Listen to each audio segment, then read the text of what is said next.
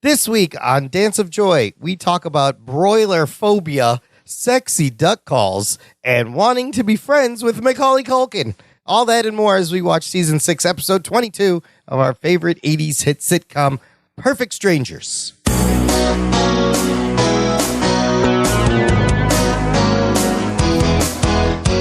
Hello and welcome to Dance of Joy, a Perfect Strangers rewatch podcast.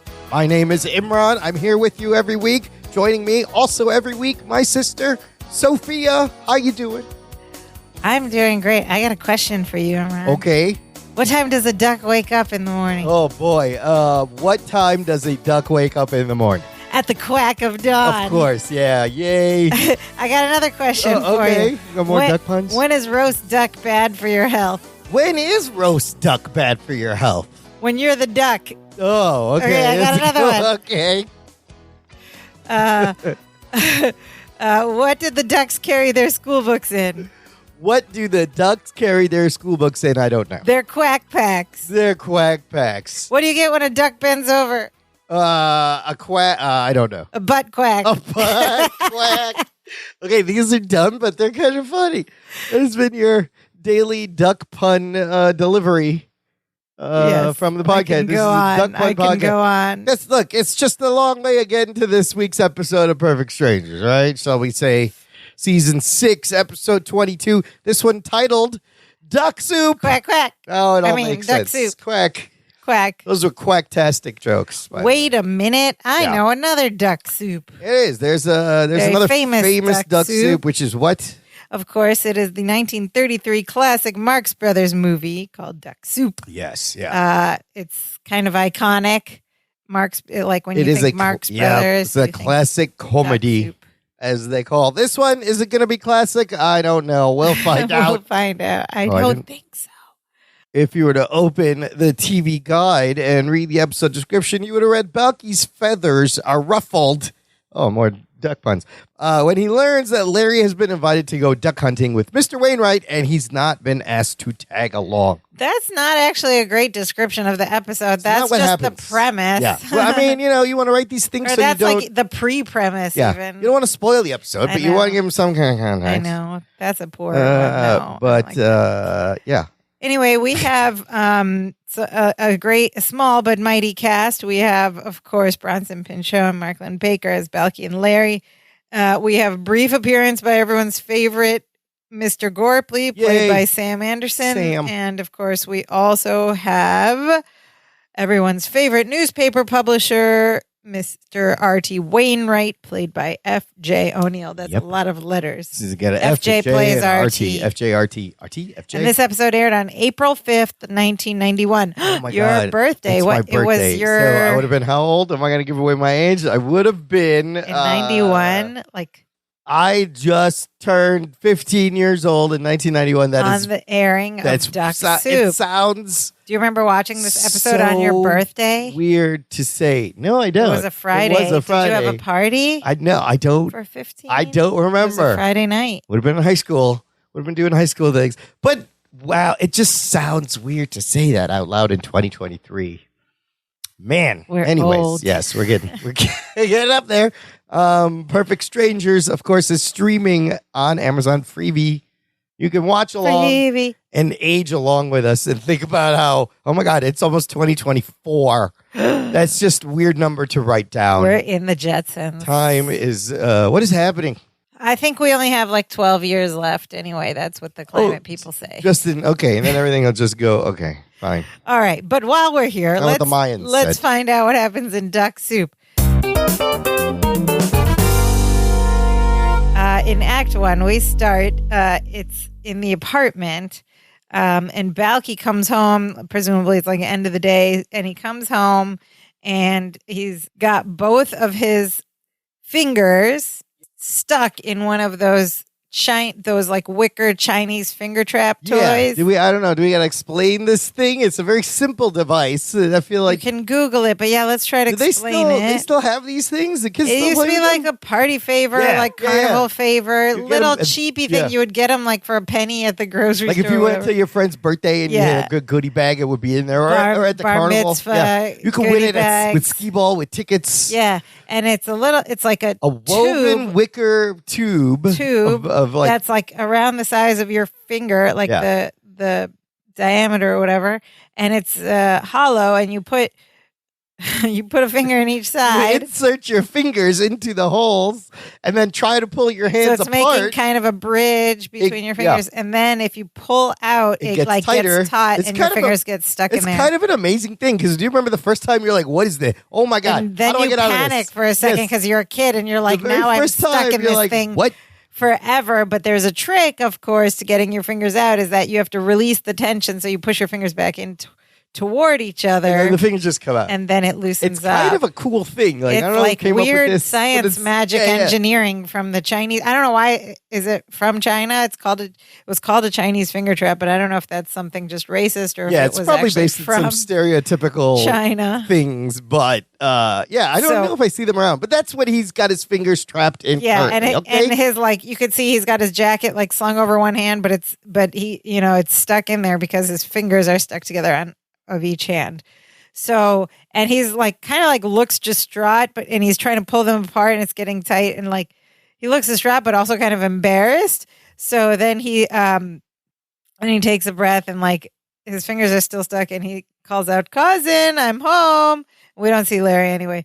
And he keeps trying to pull his fingers apart and he's like stuck and getting stressed. And then we just hear Larry's voice from the bedroom, just his voice going, "Push your fingers together." Like he's been stuck doing this for days, and Larry just kind of like knew what he reminded him. And then Balky does, and he goes, "Thank you, cousin." Thank you, cousin. So this whole thing is kind of random and strange, right? He just walks in with a finger trap, and Larry, for some reason, knows it's that kind he's trapped of funny, in a finger but trap. kind of random, yeah. So out of context, it's funny and random, and like you would imagine Larry just like knows Balky so well that he just thinks, "Oh, it's Tuesday. He must be stuck in a Chinese finger trap." I was like, this is weird.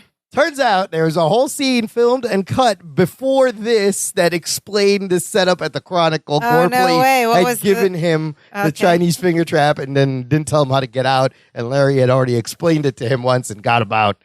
But when you cut that scene out, this just becomes kind of a random start. It was still funny. It kind of like worked, but it also, you're going to hear me saying this a lot as we go on, but it also like immediately gave me like a bit of a bad taste because I'm like, okay, we're in season 6, at the end of season 6, and they're still starting with these premises that have these two characters the same place they were 6 seasons ago. This is what sitcom formula writing is. Balky's just like a dumb foreigner when they need him to be a dumb foreigner. They didn't when they need him to be smarter, he's smarter. It's not like today. It's not like today where you have to have character progression. Yeah. This is how you wrote sitcoms. I was like, okay. This was the style at the time. But if you suspend that and just enjoy each episode like for what it is, you're like, okay, kind of works. So but that helps to explain. Yes, the random start, and then Balky sits down. He's still got it on his finger, and he's smiling. And then we see Larry come walking out of his bedroom, and Larry is in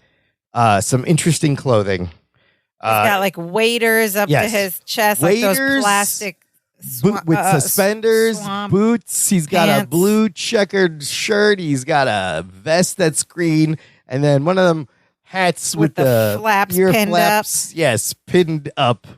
Looking hilarious. Like looking like a cartoon. It's all very like marshy green color. Yeah. He looks like Elmer Fudd. Yeah, right? basically. Yeah.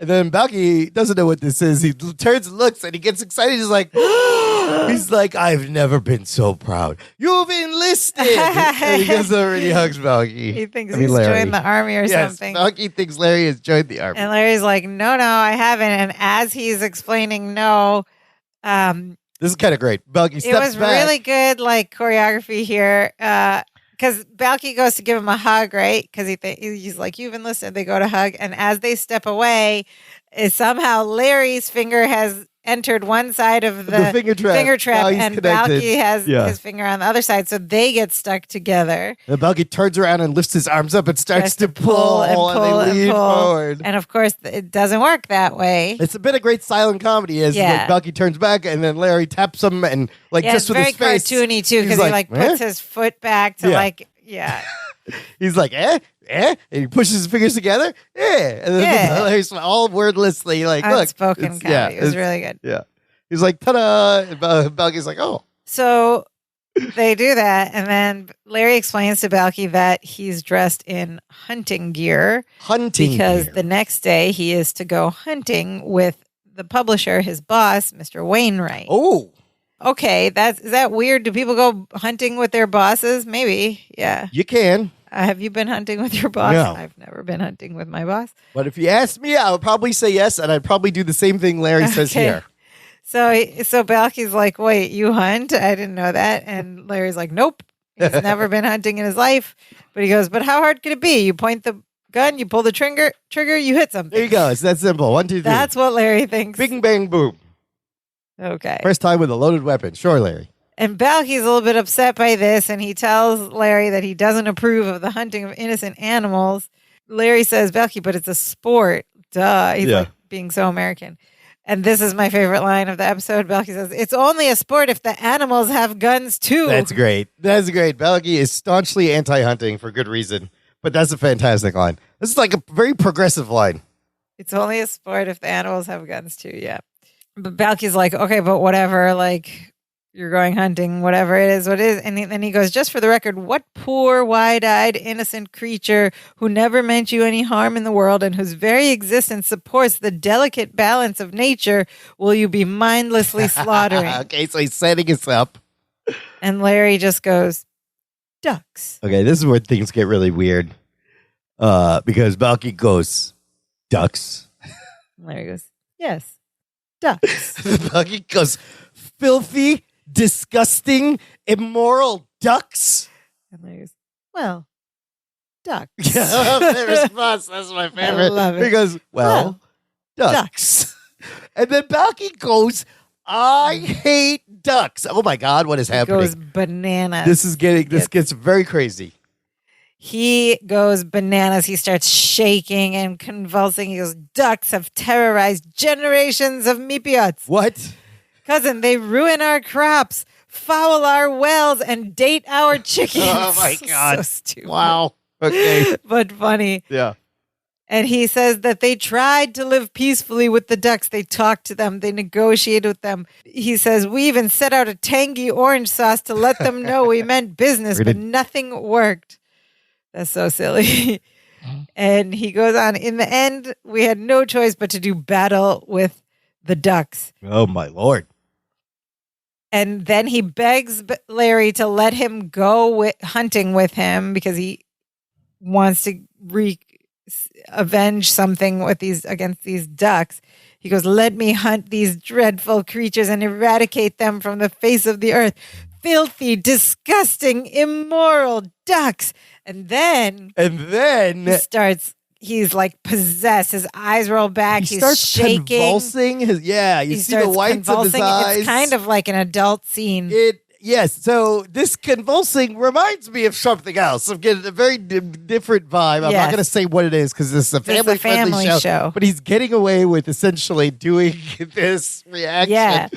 And so he is so mad that he's like vibrating. Yeah. And he turns to the sofa and there's a blue. So the sofa right now, there's a red pillow and 2 blue pillows. All right, that's important. Yeah. Remember that. Little cushions. Yes, he grabs one of the blue pillows and just proceeds to rip it open and send the stuffing flying all over the room. And he's like a possessed madman. He's like making all sorts of noises and he's getting all worked up. And then he rips it apart and he collapses on the sofa. Over. Exhausted. And he's like sobbing. I'm like, what? And Larry's just watching this like, happening? What the heck is going on?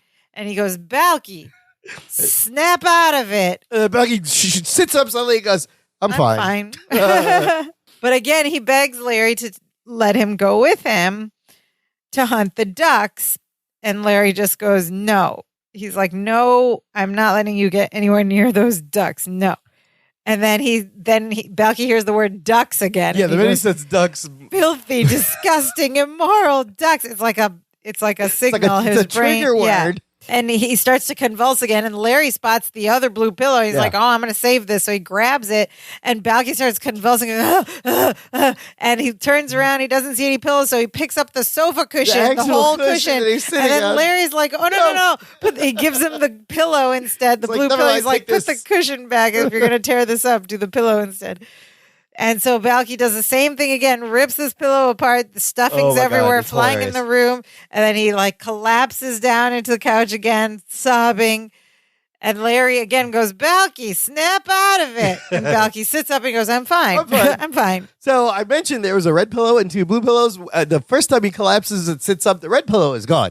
It just magically disappears from one cut to the next. It's great. And then just all this stuffing everywhere is exactly what my house looks like after our puppies go through their toys and kind of, they love just taking them apart. Like that's how you play with the dog toy. That should be the toy. Yeah. They should make a toy that you just take apart and then you stuff it in again because we give them these toys and they just take all the stuffing out and they leave like art installations all over the place. It's great. Nice. It looks just photograph like it. Yes. Start an Instagram. It's definitely, I'm like, oh, look, Joni left us a new piece here. Look, it's a new sculpture.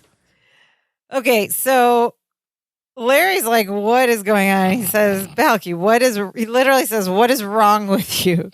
And Balky tells him that there's something that he's never told Larry. And Larry just looks at him and he goes, I don't want to know. And Balky's like, well, you got to know. And what does he tell him? He tells him that when he was a little boy, he had a little baby turtle. He's a little baby turtle who had hurt his little leg and his mama leave him behind. So Balky had taken the little baby turtle and nursed him back to health, and he named him Bippy. Oh, Bippy the turtle. Oh, Bippy. And Larry's just like, oh, God. He's like, what? Yeah, Larry's eyes are bug-eyed while he's listening to this. It's hilarious. The story goes on. One day, Balky and Bippy were laying out in a field and they were getting some sun. And all of a sudden, out of nowhere, a duck swooped out of the sky and grabbed Bippy and fly away. Oh, no. And Balky ran after them, stumbling and calling, Bippy, Bippy, Bippy. And he goes, and Bippy looked down longingly at me and cried out. And then he just mouths like a turtle. Opening their mouth. No sound coming shut. out. He goes, yeah. It's funny. I can't describe it in audio, but he enacts a silent like turtle cry with his little beak. And he begs Larry to let him go duck hunting with him. Let me do it for Bippy, he says. And Larry's just listening to this like, ugh. And he goes, I'm sorry about Bippy. There's this long pause. And then Balky like sobs when he hears him say Bippy. Larry's still saying no, he can't let him go with him. And Balky is like, I was the best duck hunter on Meepos. What? And Larry's like, they have shotguns on Meepos? What? That's a good question. Here's another good Balky line. We learned some stuff about Meepos. He says, well, of course we do. Don't be ridiculous. How else you think we make Swiss cheese? They shoot the cheese to make the Swiss cheese. I feel like we've heard this Swiss cheese joke before. Maybe that, yeah. I think it was something else that made the Swiss cheese, and wasn't a shotgun. But I just picture Meeposians shooting at their cheese. It's pretty funny. But Balky says, Meepos, they've developed something. He says to hunt the dreaded duck, we needed a more accurate weapon. More accurate than a shotgun. A more deadly weapon. So Meeposians have developed the ultimate weapon. And he brought one with him. He's had it with him for 6 years. 6 years. Larry's never seen it before. He's like, just in case. And he's also, hold on. On that point, 6 years, 5 to 6 years, he's in America. And he's never talked about ducks. Heard the word ducks to trigger this before. You know, in Chicago, in the parks, there are ducks. Many ducks everywhere. A lot of ducks in the Midwest. But the explanation, as feeble as it is, does kind of explain that when we get to the end. You think he's never heard the word ducks before to go into this and he freaked out? Yeah. Nope. And he's been sitting on this weapon for 6 years. As he's about to go get it, he goes, the ducks have been known to migrate. Yeah, that's why he brought it with him, just in case. So he runs into this room, and he comes out. He goes, cousin, you're going to love this. You're going to want one. And Larry is still fighting him. Is like, I want to see it. You still can't come. And Balky comes back to the living room with a violin case with tassels on it. And he sets the case down on the coffee table and opens it. And he goes, here it is. And he goes, the deadly bunkadunk. And he pulls out what appears to be a sling. You know, it's a sling. Yeah. 2 pieces of rope with a little pouch on the end of it. Like a very old slingshot. Like a slingshot without the not the wide kind. Yeah. I mean, it's a old prehistoric weapon. Yeah. It's like the first weapon man invented, the slingshot. We put a rock in there and you throw it. Yeah. And he holds it up and he spins it around his head and he does like the ululation. Really good. He goes, yeah. He does it but really he does good. it really well. It goes pretty impressive. Yeah. Oh, I love that he brings it out in the violin case, which is like how they did the mobster movies. With their weapons. Yeah, they have the Tommy gun in the violin cases. And you didn't think they had guns, and they would pull out. And then like El Mariachi does it with a guitar case. It's a very gangster thing. I have a question though. At this point, like we haven't heard from Larry. I feel like this episode like was edited a lot. Because we haven't heard from Larry, like, why he doesn't want Balky to come. And he just keeps saying this trip is very important. He's going with Wainwright, but like, doesn't why? Explain why. What are the stakes there? And I know I talk about stakes all the time. But Wainwright will kind of explain it in like one line later. Okay. But there was also another big part cut out where Wainwright actually asked Larry to go duck hunting. I think they filmed all this beforehand and what the stakes were. But it got edited out, so it's not really working for me here. Yeah, because you're like, and why? Also, like, Larry's like, so, like, you can't come with us. Yeah, and like, why? Yeah. And like, he comes with you on every other work trip every time. No, he's going to end up coming with you. Yeah, I know. But why doesn't he want him to? Anyway, that's where my head is at right now. So he shows Larry this slingshot thing, and Larry's like, that's just a sling and a rock. You can't hit anything with that. And Balky goes, ha! Classic ha. And he opens like the rosin case at the top of the he used to play violin and viola, so that little rosin section in the case, and he pulls out some rocks, and he's like, "That's what the duck said." And then they walk over to the window over on stage right, in the dining room area, and Bucky goes, "Now you see that soda can sitting on that bus bench about 50 yards away?" He's pointing out at this point. You could clearly notice the window. We see the window and it's closed. It's down. Yeah. It's closed. I'm like, okay, the window's closed. Let's see what happens here. So he points at this soda can on the bus bench 50 yards away. And Larry's like, you want me to believe you're going to hit that can with a rock in this sling? And Balky goes, no, Mr. Ye of Little Face. Instead of Ye faith. of Little Face. Ye of Little Faith. Yeah. He's like, no, I want you to believe that I'm going to hit that soda can, make it spin in the air, bounce off that tree, and land in the trash can. Oh, my God. And during this exchange, they cut back to the wide shot, and the window is just open now. Yeah, it's just somehow open. Maybe somebody came from the outside and opened it. And I don't even see how could have been a cut scene where he walks over and opens the window, or it's a different take. I don't know what's going on. The window is magically open, and you see like the balconies in the background. Remember the weird background? And remember when the balconies went away? Yes, but they're back. Oh, they're back. Yeah. Oh, the white balconies? Yes, the white balconies are back there with like. But so now it's the white balconies and their balcony, because before it was like when their balcony was missing, we had the white. Was missing. The fire escape is back, and the white balconies. Wow, what's going on on the lot there? So Balky just said he's going to do this incredible trick shot, right? Soda can, spin in the air, bounce off the tree, land in the trash can. And then I love this line. Larry goes, Balky, have you been doing cartwheels without your arms again? Ugh, that's so condescending. It gives him a look. And Balky is not impressed. He's just like, stand back. And so Larry steps back, and Balky takes a stance by the window. He puts a rock in his sling. He spins it over his head real fast and does the scream, the rally, the war cry, and then he lets it go out the window. Ding! And we hear this little ding, ding, ding. And Larry goes to the window to watch, and he's like, oh, my Lord, you hit it. Bucky goes, and? It's spinning in the air. And? Bouncing off the tree. Into? A trash can. And Bucky goes, need I say less?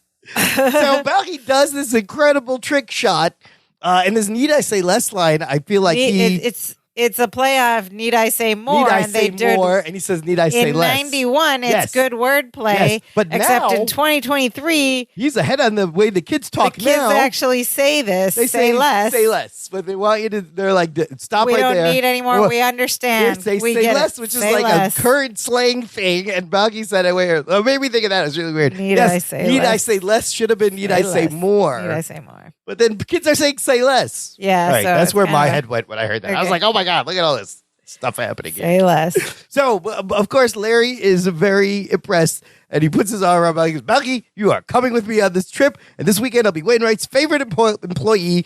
I'll get a raise. I'll get a promotion. I still don't understand what this.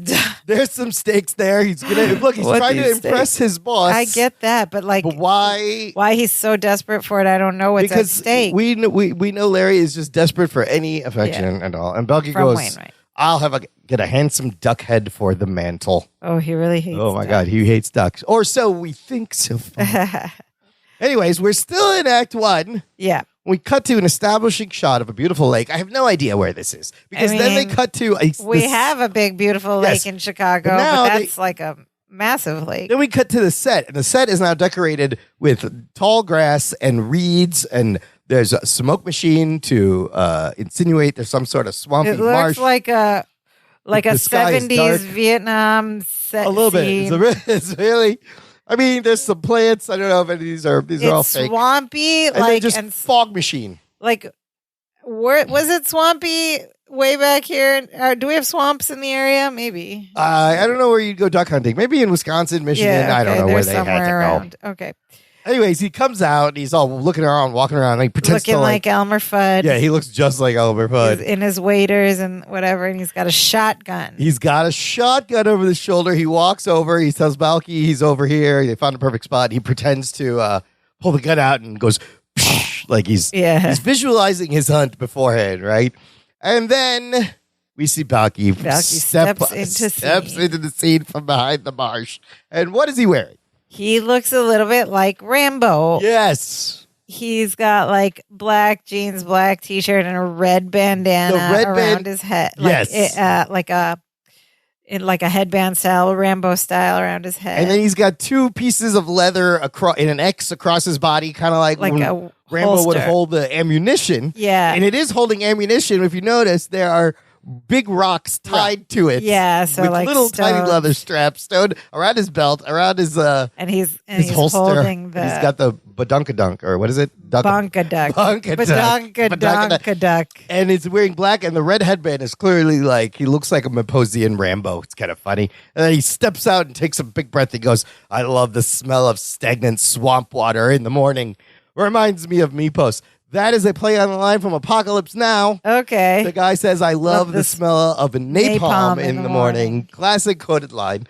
And then there's some more Rambo 3 references where he steps out. He goes, yo, ducks, I'm your worst nightmare. That's also from Rambo 3. I believe he said that. And then he says, a Mipiat with a fully loaded over-shoulder boulder holder. Okay, now this is funny for a number of reasons. Over-the-shoulder boulder holder is like an old-timey, jokey way to describe a bra. It's like an old joke. It's not really funny anymore. Holder. It's kind of funny. But in the 80s and 90s, it was like in every sitcom. I remember Punky Brewster, that one episode where she was trying to grow her boobs. Oh, yeah, with that thing she had to squeeze. I must increase my bust. Oh, that's right. She brought the little device that her and Sherry were both doing. And I'm pretty sure they called it over-the-shoulder boulder holder. When I was 12, that always made me giggle. I'll be honest. This is, of course, literally... Yes, because he's wearing... an over-the-shoulder holder of boulders as in rocks. Yeah, it's kind of funny.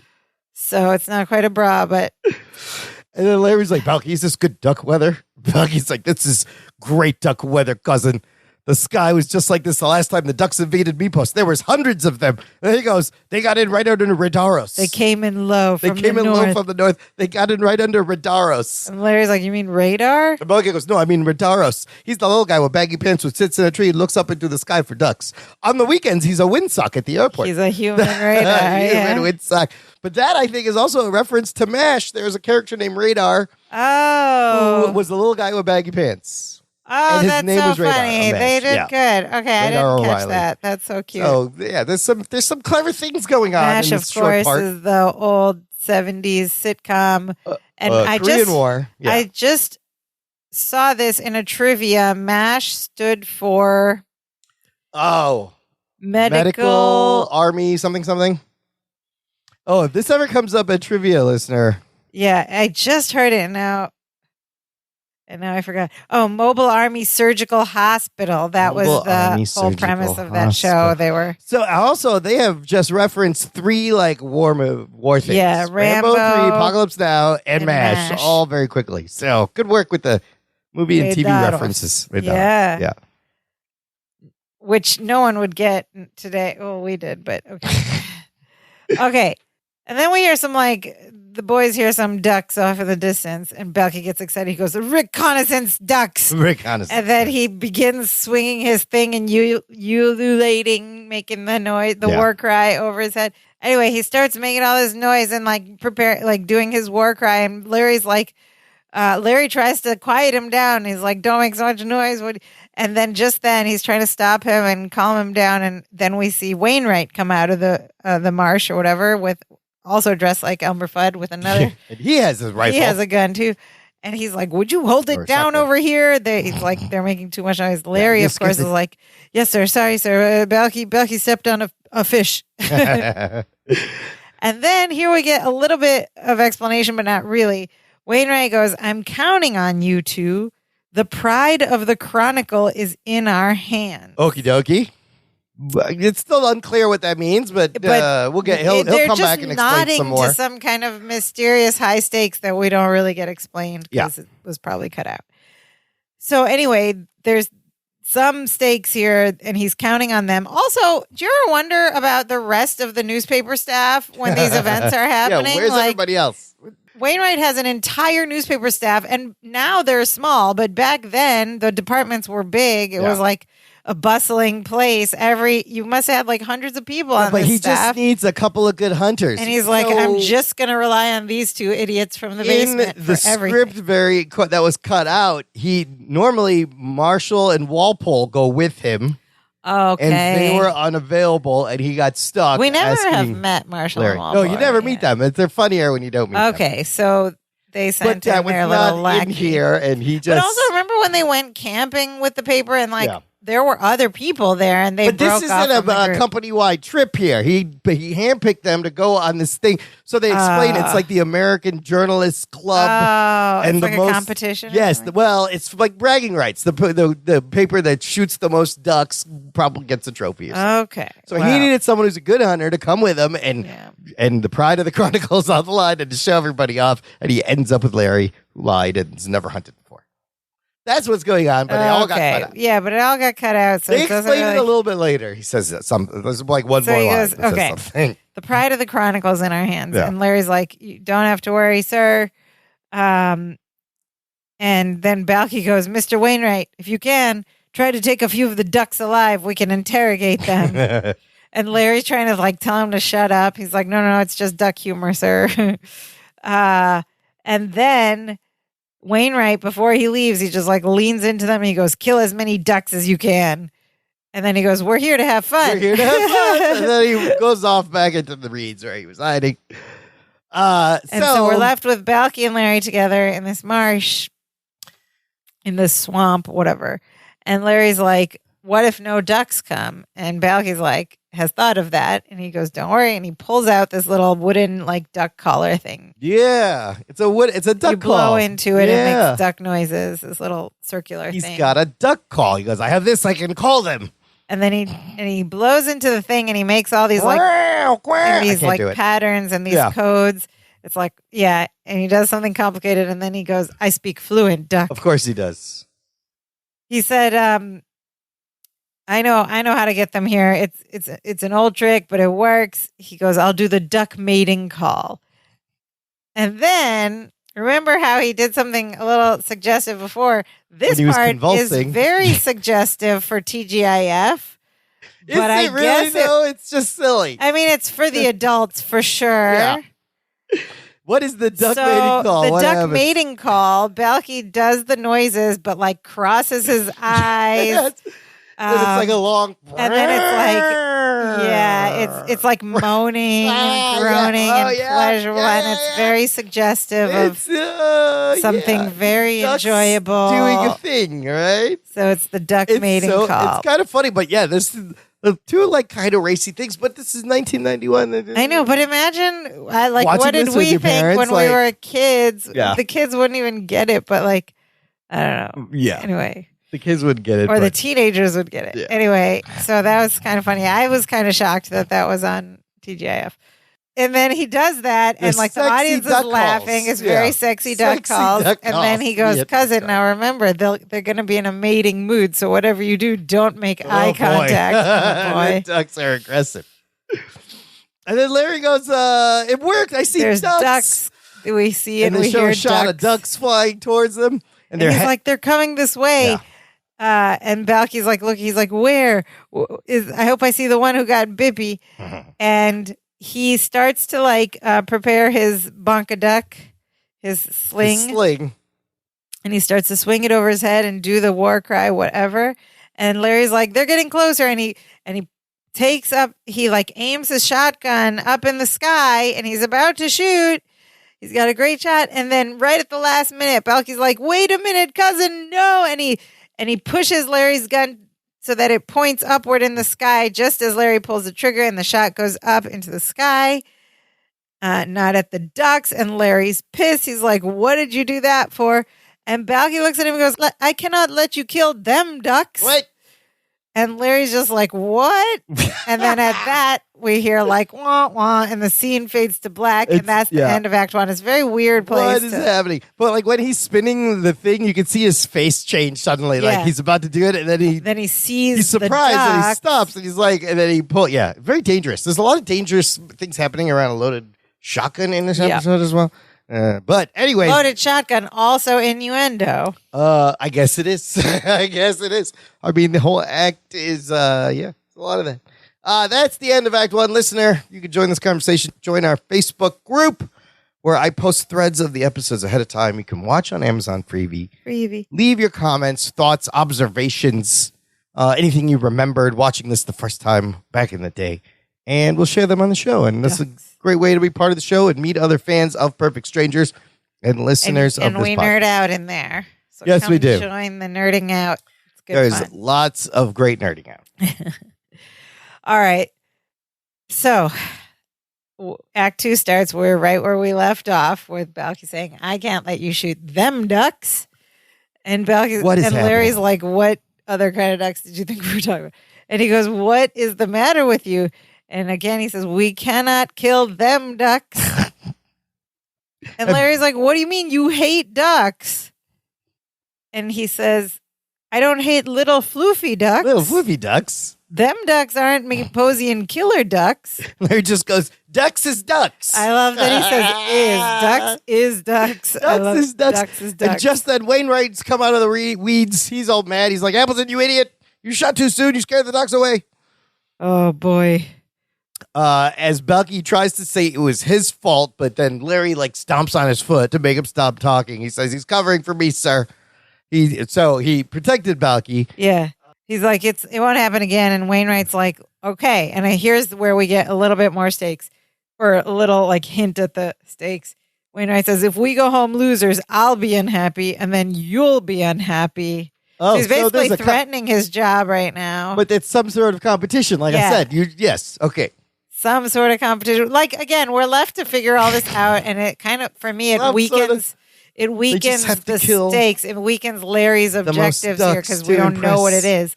But we do know that now his job is at stake. And he wants to impress, and it's going horribly. He doesn't want to. He tries to compliment Wainwright about what he's wearing, and it doesn't work. He just leaves. And then Larry's just like, Balky, we have to kill those ducks. Those ducks are the same kind of ducks that swept out of the sky and grabbed little Bippy. Poor, helpless, defenseless little Bippy, whose life became an empty shell. He's trying to manipulate Balky. Little Bippy. But Balky's not buying it. He goes, nice imagery, cousin, but I'm not buying it. He goes, them ducks is just little fluffy ducks. Then he says, little fluffy ducks cannot pick up a 300-pound sea turtle and fly away. And we're like, if you remember, he described it as a little baby turtle. Yes, a baby turtle. And his little 300-pound sea turtle and fly little fluffy ducks. And Larry's like, Bippy was 300 pounds? And Balky goes, when I watched his diet, yeah. Larry's like, and a duck carried him away? He goes, Balky, what do those ducks look like? Balky says, oh, cousin, they are terrifying. They have a 6-foot wingspan, and their skin is this leathery armor-like material. What? Okay. They have razor-sharp claws and long, ferocious beaks, and the backs of their heads come to a point, although they do have a rather disarming smile. And then he does this like weird, really weird, creepy creature smile. And Larry goes, Balky, You just described a pterodactyl. And he did. He described a prehistoric extinct dinosaur bird, pterodactyl. And Belgi goes, no, pterodactyl. You say pterodactyl, we say pterodactyl. You say tomato, we say tomato. My point is, let's call the whole thing off. Oh, that's kind of funny. That's funny. Which is, of course, a nod to this song still lives on in George Gershwin. Yeah. Let's call the whole thing off. In pop culture. Featured in the 1937 movie Shall We Dance? You say tomato, we say tomato. Ginger Let's Rogers. call the whole thing off. You say potato, I say potato. Let's tomato, call the whole potato. Yeah, let's call the whole thing off. But apparently, on Meepos, there are dinosaurs? There are dinosaurs. They're not only 300-pound sea turtles, there are pterodactyls. This is where you start have to rely on like fantasy for your out and a story. And turtles have come up before, right? Wasn't there like a Christmas turtle thing? Oh, there might have been in a really early episode. Yeah. It's just like, this is one of those things that you do, like sometimes it's, I don't want to say it. Is it lazy? Like it just came up with a fantastical. They're just like, we're not going to explain this at all. We're just going to have it pulls away. Posey and ducks be pterodactyls. I mean, the show is grounded, but relatively up to now, it's kind of like a grounded, exaggerated. But now we're talking about dinosaurs. Like so weird. And 300-pound turtles. Anyways, that's all. No, but 300-pound turtles still exist. They are dinosaurs, but they still exist. Yes. But pterodactyls don't. Pterodactyls don't. But pterodactyls. They're pterodactyls. That dinosaur could be like a Godzilla creature, like a Gamera giant, and it spins and shoots things out of its mouth. I don't know. So Balky's not into killing these other little floofy ducks, and Larry's trying to convince him. He's like, no, Balky. Because Larry, again, now he doesn't want to lose his job. He's like, if these were little floofy ducks, I'd be the first one to say we can't kill them. But he's trying to convince him. He goes, those ducks were pterodactyls.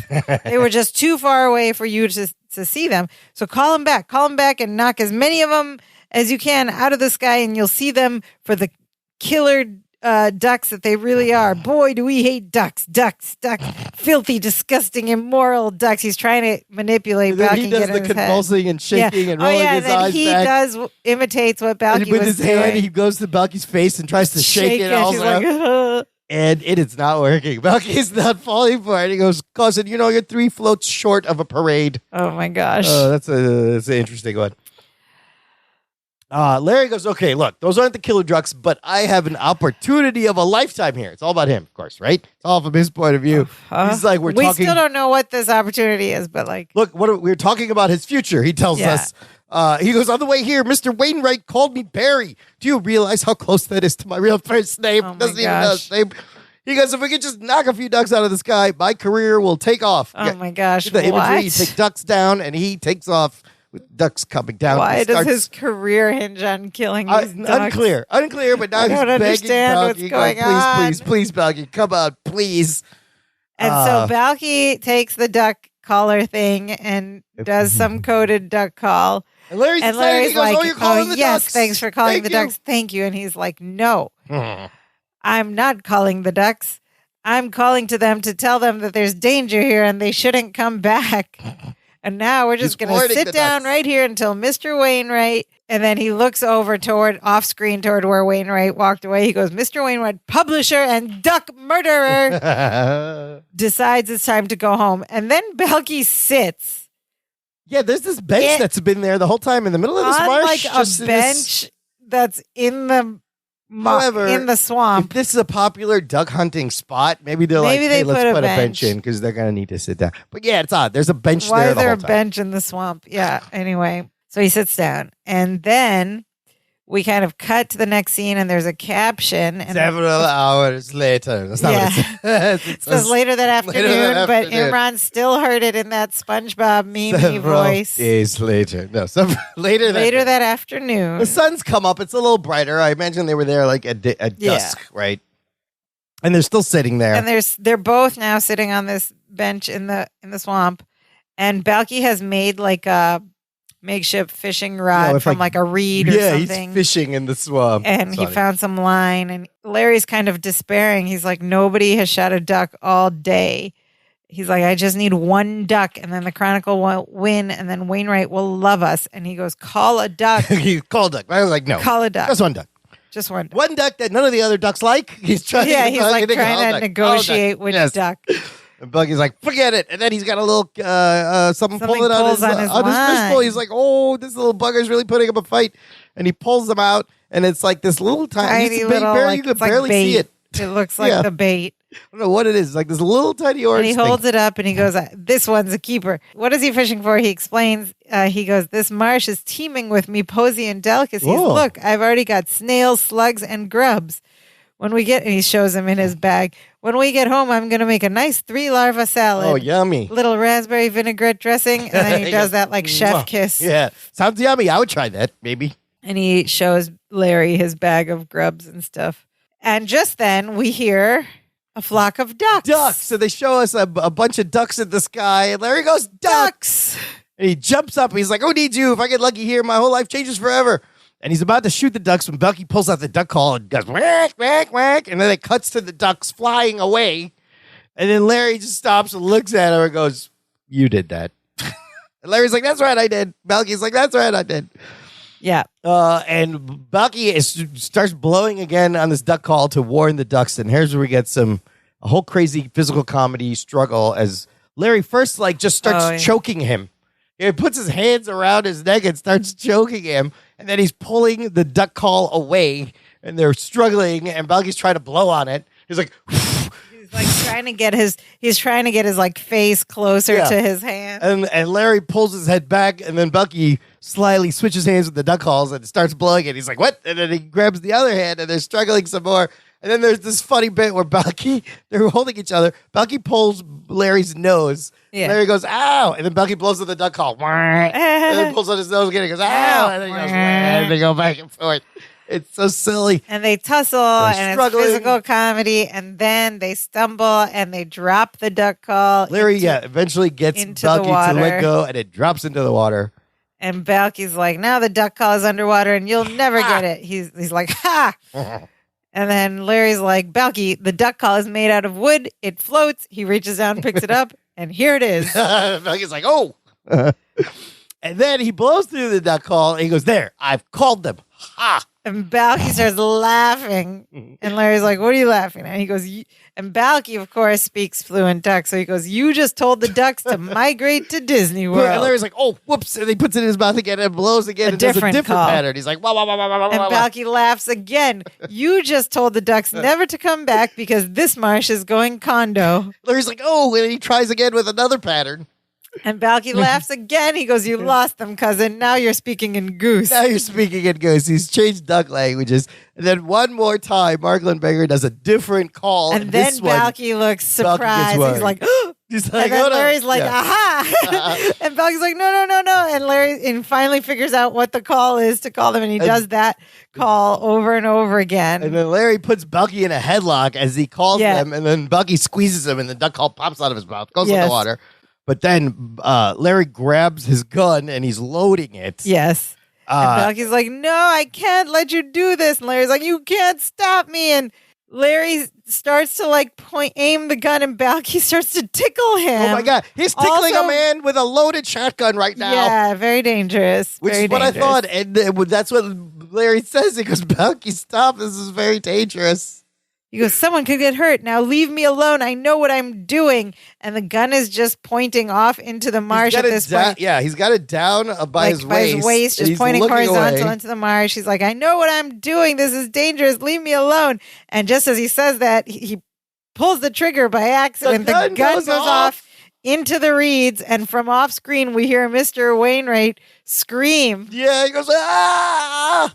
And then Larry goes, oh my Lord. And you hear Wainwright go, Appleton, you idiot. And Larry looks back at Balky and he goes, I just shot my boss in the butt. Oh, boy. Oh, my God. That's a pretty serious thing to happen.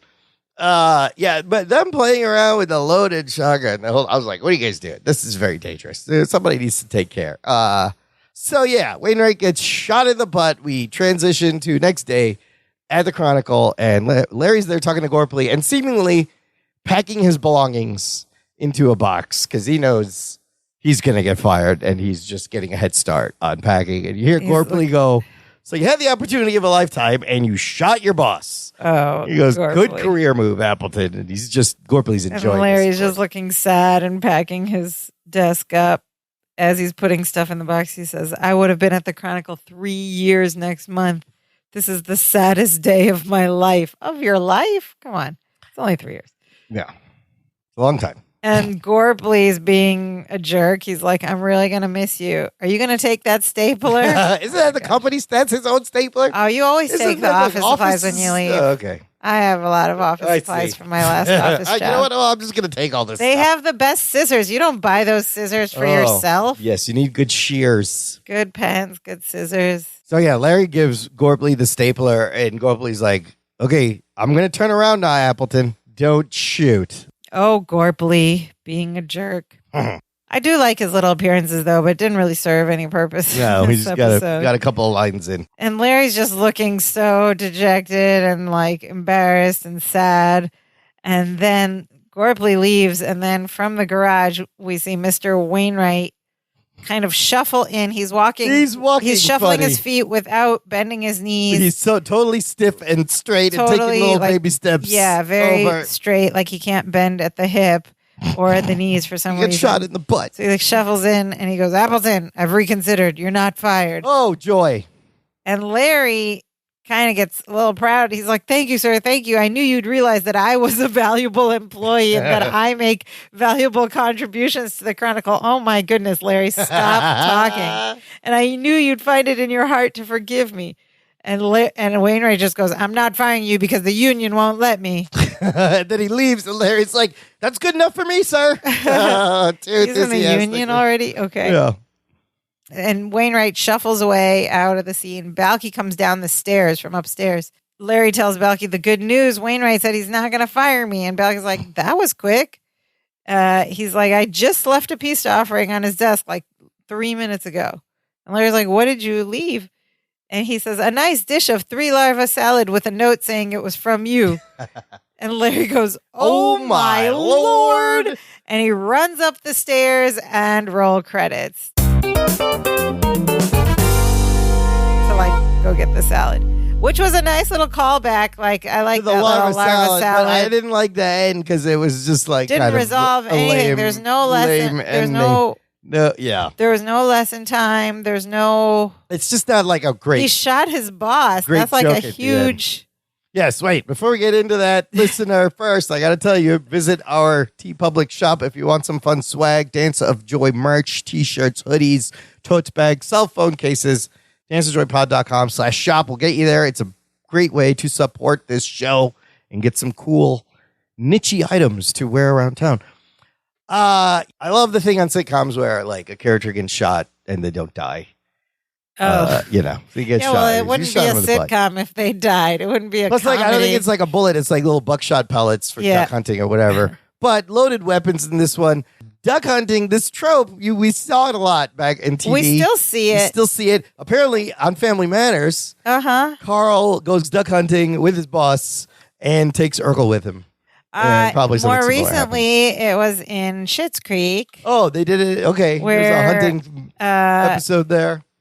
Yeah, where Roland takes David hunting, or the whole group of locals goes hunting, and David like shoots a turkey or something. Yeah. Okay, so they go turkey hunting. And there's another episode that came to my mind that was really, really funny. It was an episode of Parks and Recreation. I don't remember the hunting one.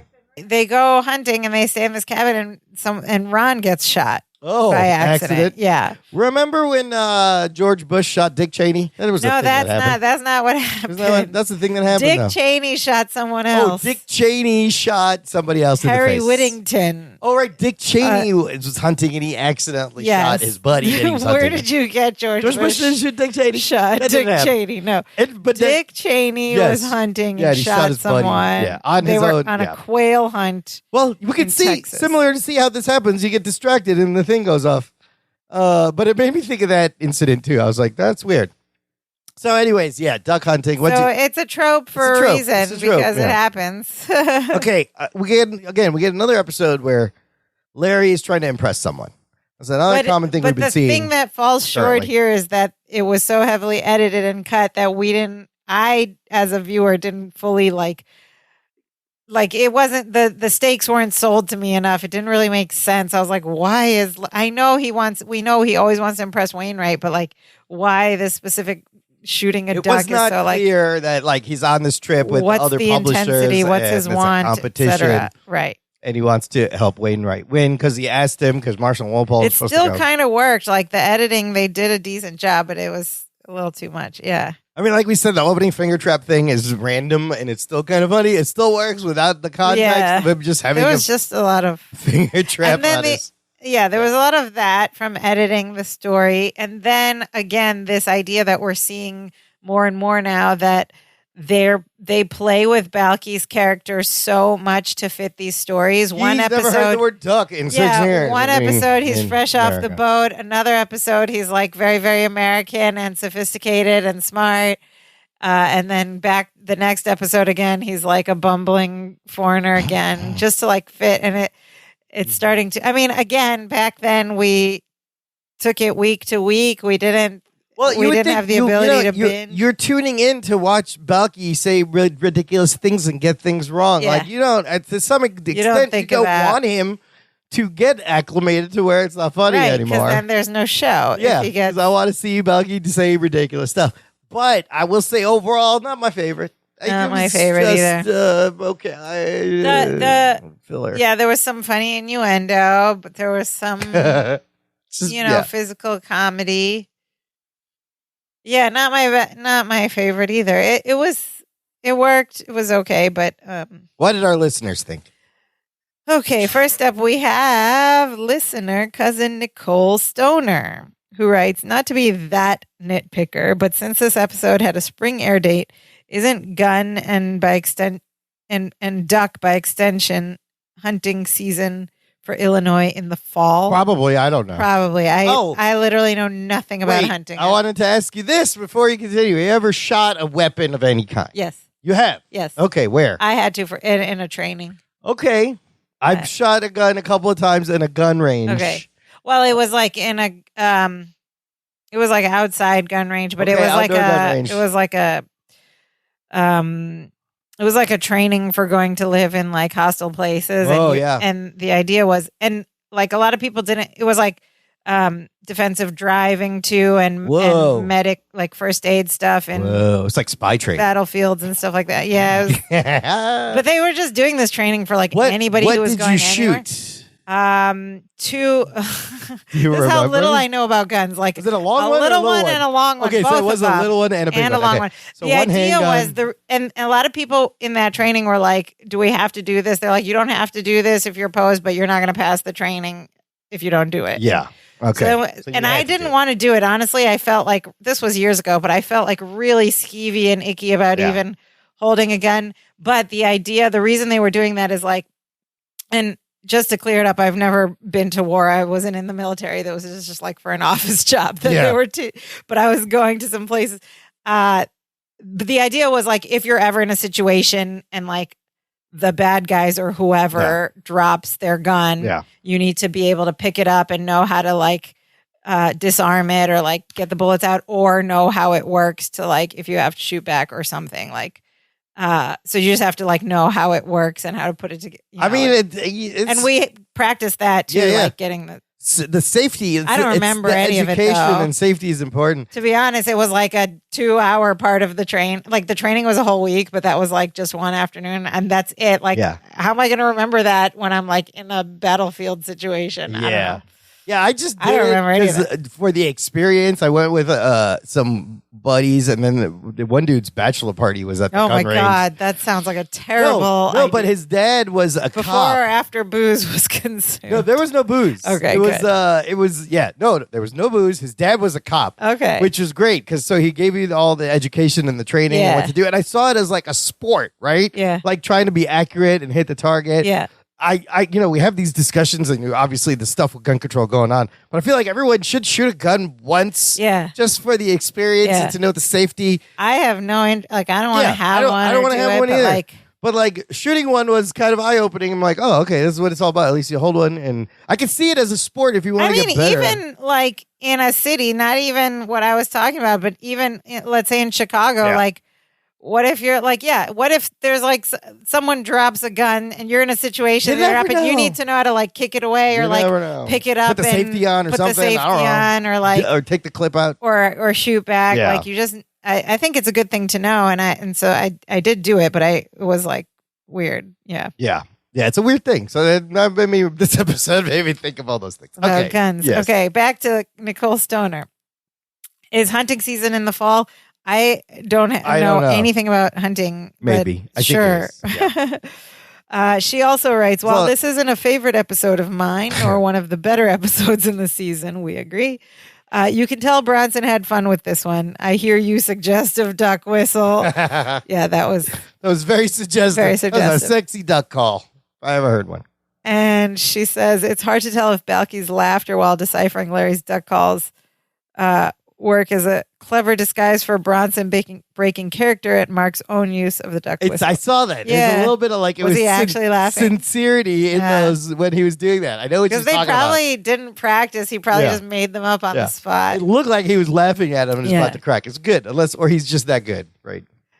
Next up, we have listener cousin Pam Hitchcock, who writes, how many of these Impress Somebody episodes do we have now? We have a lot of them. It is the same premise. Impress Jennifer, Jennifer's mom, Jennifer's dad, Larry's brother, Bunky McDermott, Mr. Wainwright, among others. This is a good point. Larry's whole life has been about impressing people. Larry should try impressing a therapist. Larry's whole life has been about impressing people. This guy needs more than self-help tapes and seminars. He needs therapy. Oh, my goodness. I'm so sorry, Pam Hitchcock. I cut off your comment with my own similar comment. Let me just keep reading. She also writes, Larry's and Balky's hunting gear make them look like Elmer Fudd and Rambo. That's what we said. That's fun. It's cartoony. She writes, so are the people of Meepos living peacefully with the pterodactyls or are they warring? It was never established. I wonder where this relationship is now. Yeah. Why is there dinosaurs on Meepos? What other dinosaurs are on Meepos? Yeah, Cousin Pam came to this conclusion. There were a few cute tidbits of Three Stooges type comedy in the marsh, but all in all, this was a pretty empty episode.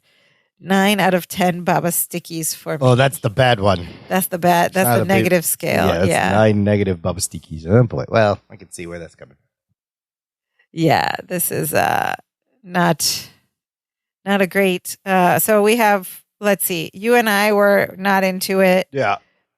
Nicole Stoner was not into it. Pam Hitchcock was not into it. Okay, 3 votes. Yeah.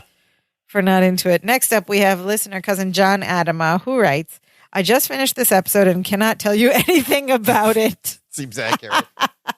The boys go hunting. Seems like a solid premise, but got so weighed down with Mr. Wainwright and pterodactyl ducks and other nonsense that the premise was practically wasted. It's not worth hating, so a D will suffice. That's a fair assessment. Yeah, it's just John. There. For not into it. And finally, we have finally we have listener cousin Whitney Smith. Let's see. She's off in the odd one out, the contrarian of the group. Let's see what cousin Whitney, and we mean that with love, cousin Whitney. She writes, Balky has been in America for 6 years and don't know what a duck is. I love that because that was my question too. Or like these details, like the difference between little floofy duck and what he thinks a duck, pterodactyl. This never came up. Never came up in 6 years. And we're going to keep mentioning it, but this is going to happen more. I have a feeling coming up, but it's worth mentioning. Boy, okay. We're still wanting to enjoy these episodes.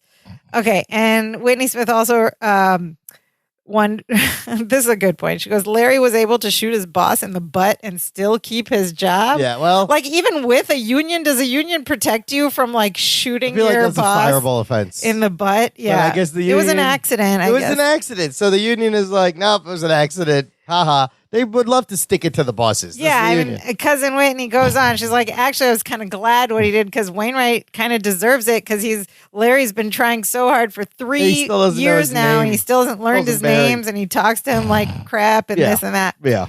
So she thinks he deserved it. Retribution. And then she goes, Balky wouldn't like me because I have duck for Thanksgiving. But he would like you. Well, if it's pterodactyl, not a floofy duck. Cousin Whitney Smith doesn't like turkey. So on Thanksgiving, they have duck. Oh. I actually like that a lot. I love duck.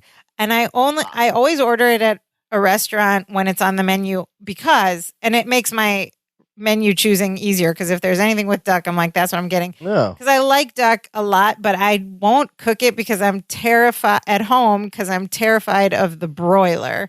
And you have to use the broiler to get the broiler skin is not crispy. Scary. It's so scary. Why is it so low and because you gotta get it right under the heat. And it's like you have to put your face down there to look at things, and your face is close to lots of fire. A lot of the new ovens have it like on top now too. You just move it to the top. It's just one of those things that's how you get the stuff crispy. Has always been frightening to me. I've only the had broiler duck once. I think I liked it. I've not had it a lot. I love it. It's fatty and it's dark. And it's delicious.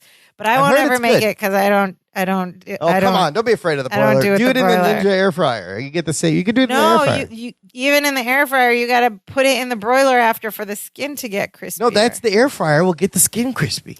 The one we have, it's a combo. Okay, then I challenge you to make me duck breast. I should try making duck. I never made duck. You can get a whole duck in the market. I've made whole chickens. It's easy. I bet it's like making a chicken. Anyways, duck is okay. Yummy. Anyway, that was a little side note. But Whitney Smith likes Whitney Smith. If you have tricks about tell me if you use the broiler. Favorite duck recipe. Yeah, and is a broiler use absolutely necessary? But in the end, Whitney Smith writes, not a really likable, enjoyable episode. Oh my God. Wow, everyone's in agreement. Okay, wow. Clean sweep. Yeah, rare thumbs down. One, 2, 3, 4, and you and me, 5 and 6 thumbs down. So that's a lot of downturned thumbs. Listen, there are 24 episodes in a season. I also want to know how many times they said the word duck or ducks. Yeah, a lot. In the dialogue. I did like when he goes, ducks. That was kind of ducks. Yeah. Not them ducks. Yeah. Ducks. Filthy, immoral, disgusting ducks.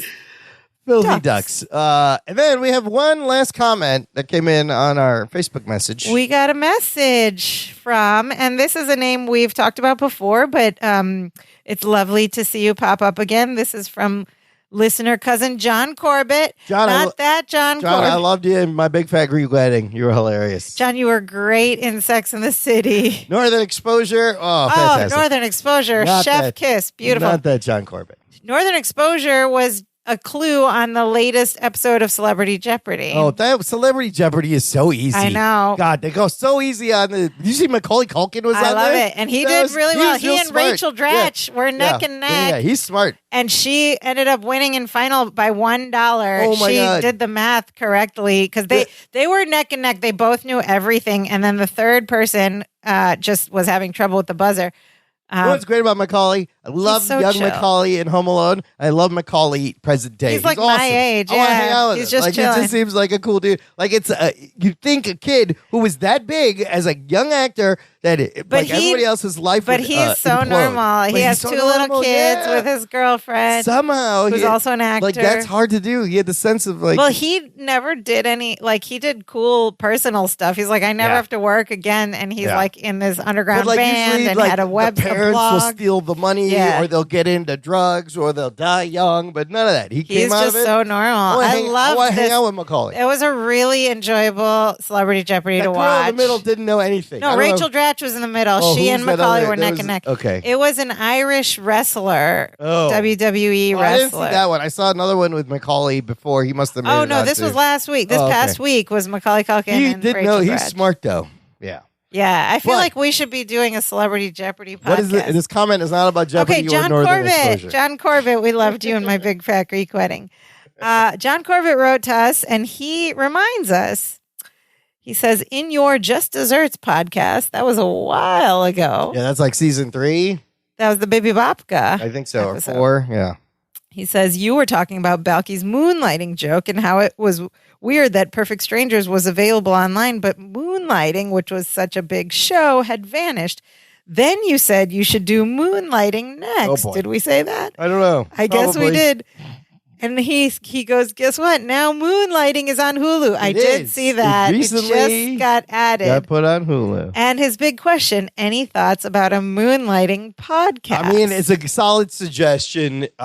It is sad what's happened to Bruce Willis now. He suffers from aphasia and he's retired. He can't communicate. Yeah. And I mean, this is like John doesn't McClane. really know what's happening. He's had some great roles and he was hilarious on Moonlighting. I don't know. We'll see. I don't know how much that holds up. I haven't watched an episode We're gonna of have Moonlighting. to. Okay, here's what we'll say to years. John Corbett. Thank you for reminding us about this and posing Also, this question. An hour-long show. Yeah.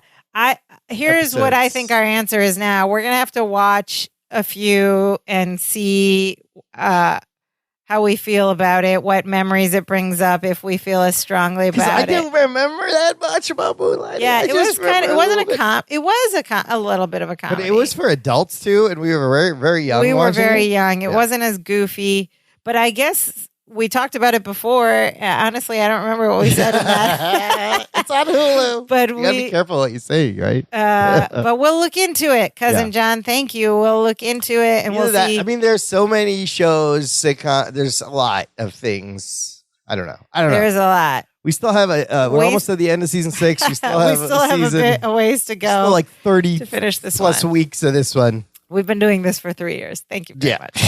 Thank you very much. It's been 3 years. Thanks for writing in, John. Yes, Cousin John Corbett. Good to hear from you, and we'll get back to you on Moonlighting. Don't be ridiculous was said once. Of course I have. Don't be ridiculous. And we saw Dimitri's photo on the bookshelf. He didn't. Balky should have taken him hunting. That would have been great. Yeah. Like if he was in one of on his boulder holder. Yeah, in his one of the tied on. Yeah, like he was on the backpack when they climbed the billboard. Yeah. That'd have been fun. All right, here we are at Perfect Strangers Today, or PS Today, which is a segment of our podcast where we discuss, can this episode be remade today? Does it hold up? What things would have to change? Now, this episode is about guns and killing animals. But strangely, you know what? Yeah, we still have hunting. You can kind of Schitt's Creek was fairly recent. The whole premise. Like impressing your boss, lying and going hunting. People still go hunting. Mm-hmm. You still have bosses that go hunting and you want to get on their good side, like going out, play golf with them or what they're into. You really could could. If I would do it again today, though, I would explain this like pterodactyl thing a little more, because like they just dropped that and it like kind of killed the credibility of everything. Well, like, that's what I'm saying is like it goes from like slightly grounded to like not grounded at all. Just fantastical plot. Which they haven't done before. Right, so it seems like jarring and comes out of nowhere. Yeah. And like, they're just saying that there's giant turtles and pterodactyls. It doesn't, it's not grounded in the same reality. At the same time, it's like there's a new Godzilla show out about monsters hiding in the earth, and like now it's kind of like coming back and there's Monsterverse and stuff, so I don't know. I don't know about the pterodactyl bit, but you could do the general premise. You could do it again. I would give it to like a mid to mid-high. And Balky would just misunderstand. Oh, yeah, he would have to be mad about something. I don't know. How would we get? You still have to the get same questions would remain if you made. But like in terms of can it be done? Yeah, sure, pretty high. Logic and jump to conclusions. This is one of those where we've said this before for other episodes. Where like, it can be done, but like, why would you want to do it? And then shooting your boss, probably not like, I don't know. I don't know how that plays. I mean, they did it in Parks and Rec. Yeah. Dick Cheney did it. Everything can be done again, but like, unless you're going to really clean up the story and like, why would you? Just have it make sense a little more. That's all it needs. It can be done, but should it? Yes. Yeah. No, we'll see. It has been, in fact, been done by. Yeah. And it's going to be done some more. Yes. All right, that's it for this week. Next week, join us when the cousins become volunteer firemen for some reason. Why not? They haven't done that yet. So we'll see how that plays out. Why not? It's also, maybe a trope, a TV trope. Yeah. Carrying heavy things around could be funny. In the meantime, another way you can support the show is by leaving us a virtual tip in our virtual tip jar. Go to the website, click that, buy us a coffee, buy us a virtual coffee. We love all your support. It goes back into the cost to keep this show running through the end to bring you all the joy in some of these rough episodes. Let's take some more coffee. We love all kinds of coffee, virtual and actual. Yes. But if you can't buy us a coffee, then we invite you to go to our website anyway, danceofjoypod.com, and press a bunch of other buttons that don't involve virtual coffee. You can press all the buttons to get to the various streaming platforms where you can find our podcast. And then you can press more buttons and rate us, review us, subscribe, like us. We just really want people to like us. Please like us. You can also leave us a voice message from right there on the website. There's a little microphone button. Tell us if you've been duck hunting. Tell us if you use your broiler to make the duck skin extra crispy. Tell us if you've ever shot your boss in the butt. If you don't want to speak to us with your voice, you can also use your fingers and send us an email at danceofjoypod@gmail.com or hit us up like Cousin John Corbett did on any of our social media accounts. We're on Facebook, Twitter, and Instagram. But Imran, what is the most important thing our fans should do? You got to practice your sexy duck call. It's going to be very important Sexy duck when calls. it comes time to kill them floofy ducks. Sexy duck calls are always funny. Never shoot your boss in the butt. That's an important lesson. No, the most important thing you can do is to share this show, listener, with fellow hunters, with fellow duck enthusiasts. With fellow TV trope lovers, with fellow... Spread it around there. Text it, share it, post it. Newspaper staff, with your union reps. Yeah. Oh, definitely with your union reps. They'll help you keep your job after you shoot your boss in the butt. That's right. No, share the show with a friend. Word of mouth goes a long way, and we appreciate every bit of it. That's our show for this week. Now we are so happy. We do the dance of joy.